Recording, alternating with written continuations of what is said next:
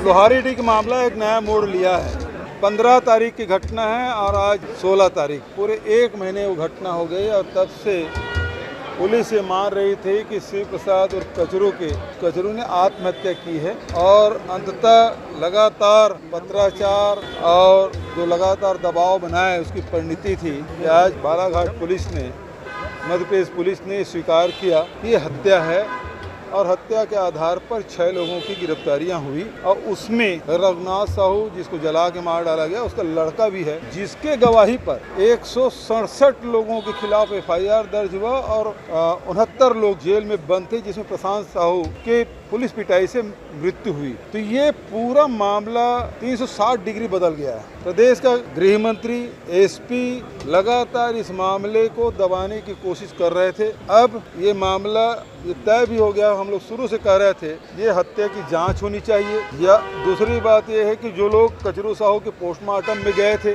उसको भी जेल में डाल दिया गया है। तो फिर से री इन्वेस्टिगेशन की बात हम लोग कर रहे थे और अब स्थिति ये है कि वहाँ के SP, तत्कालीन SP, वहाँ के विधायक और अभी वर्तमान में गृह मंत्री, उसकी सारी भूमिका है वो संदिग्ध है। ऐसे में हाई कोर्ट के निगरानी में ये सारी जांच होनी चाहिए। सरकार को ये फैसला लेना चाहिए क्योंकि अब इनके अधिकार क्षेत्र में रहा नहीं, क्योंकि 167 एक हत्यारे के कथन पर 167 लोगों को ये सरकार फांसी की सजा दिलानी चाहती है। तो इतने लोगों की जान, 3 तो गए, अब 167 लोग, उसमें बहुत सारे निरपराध, उसमें से हो सकता है कुछ लोग रघुनाथ साहू के हत्या में शामिल हैं, उसकी सही जांच होनी चाहिए। लेकिन निरपराध लोगों को, जो रघुनाथ साहू का लड़का जो खुद अपराधी दिनेश, उसके कथन के आधार पर आप 167 लोगों को आरोपी बना दें। उसमें भी नया जो कानून बना है मॉब लिंचिंग का 103(2) और 103(a)(1), ये सारे लागू हो गए। मैं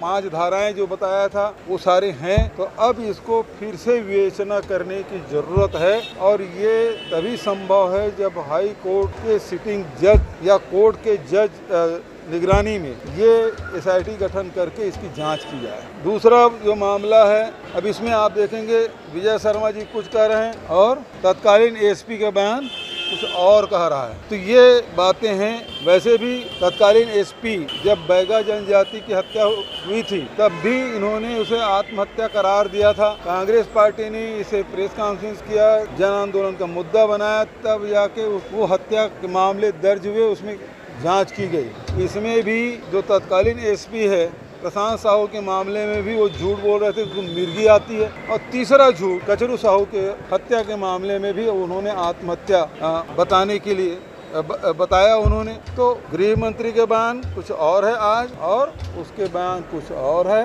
देर रात में जाते हैं गृह मंत्री जी, चाहे वो बलौदाबाजार जाए देर रात में, चाहे देर रात जाए लोहारीडीह, और कचरू साहू की लड़की को खूब धमकाया, मीडिया के सामने खूब बात करती हो। वो लड़की की हिम्मत की दाद देनी पड़ेगी जो दोनों DG को, छत्तीसगढ़ और मध्य प्रदेश की DG को पत्र भी लिखा, बिलासपुर हाई कोर्ट भी गई और जबलपुर हाई कोर्ट भी वो गई। और उसी के चलते 1 महीने बाद मध्य प्रदेश की पुलिस आज उन्होंने गिरफ्तार किया है। 1 महीने तक क्या करती रही? दोनों प्रदेश की पुलिस बचाने की कोशिश कर रहे हैं। किसके इशारे पर?